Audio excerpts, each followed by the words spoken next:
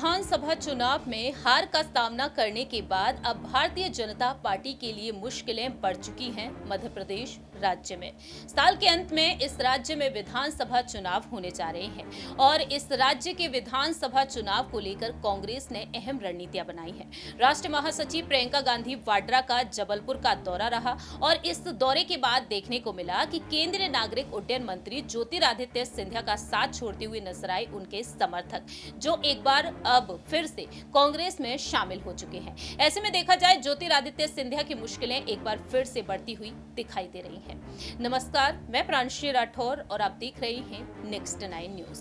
दरअसल आपको बता दें कि हाल ही में ज्योतिरादित्य सिंधिया के समर्थक वैजनाथ सिंह यादव कांग्रेस खेमे में शामिल हुए, जिनका स्वागत किया गया दिग्विजय सिंह और कमलनाथ की तरफ से।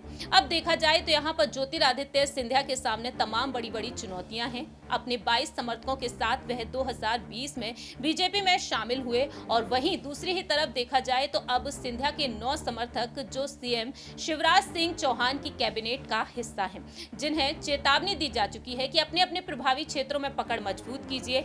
अगर उनके प्रभावी क्षेत्रों में कोई भी बदलाव नहीं दिखता है तो उनका टिकट काटा जा सकता है। उम्र के आधार पर यहाँ पर फैसले लिए जाएंगे, लेकिन सिंधिया से राय मशवरा भी लिया जाएगा। वहीं दूसरी ही तरफ देखा जाए ज्योतिरादित्य सिंधिया की पकड़ कहीं ना कहीं ग्वालियर चंबल संभाग में कमजोर पड़ती हुई भी दिखाई दे रही है। बीजेपी के तमाम वरिष्ठ नेता हैं जो सिंधिया और उनके समर्थकों को आज भी स्वीकार नहीं कर पा रहे हैं। तो ऐसे में देखा जाए तो यहाँ पर सिंधिया के जो समर्थक हैं वह शिकायत करते हुए भी देखे जा रहे हैं। तो सिंधिया के समर्थकों के चलते यहाँ पर मुश्किलें बढ़ती ही जा रही हैं। ऐसे में पार्टी हाईकमान लगातार चेतावनी देते हुए नजर आ रहा है इन विधायकों को। अब देखना ये दिलचस्प होगा क्या वाकई में गुजरात फॉर्मूले को यहाँ पर लागू किया जाएगा।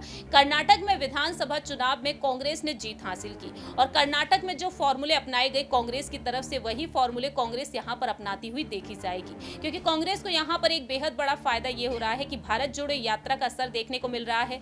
दूसरी ही तरफ देखा जाए तो कांग्रेस खेमे में बीजेपी के तमाम दिग्गज नेता शामिल होते हुए दिखाई दिए हैं। यहां तक कि सिंधिया के गढ़ ग्वालियर में भी यही देखने को मिला, क्योंकि ग्वालियर में दिग्विजय सिंह गुपचुप तरीके से बैठ के करते हुए नजर आए। तो कहीं ना कहीं सिंधिया की मुश्किलें बढ़ती ही जा रही हैं। अब ये देखना होगा कि वाकई में ज्योतिरादित्य सिंधिया के जो 9 समर्थक हैं उनका टिकट काटा जा सकता है, क्योंकि उम्र के आधार पर यहाँ पर फैसला लिया जाएगा और ऐसे में बीजेपी यहाँ पर युवा चेहरों को शामिल करती हुई देखी जाएगी। और बीजेपी ने पहले भी ये दाव खेला था गुजरात में, वहीं कर्नाटक में भी। अब देखते हैं कि आखिरकार देश के प्रधानमंत्री नरेंद्र मोदी जी, जेपी नड्डा और साथ ही साथ अमित शाह इस पर क्या कुछ अहम फैसला सुनाते हैं। ये वक्त के साथ साथ ही देखना होगा। फिलहाल हमारी इस रिपोर्ट में इतना ही। बाकी की तमाम अपडेट्स के लिए आप देखते रहिए नेक्स्ट 9 न्यूज।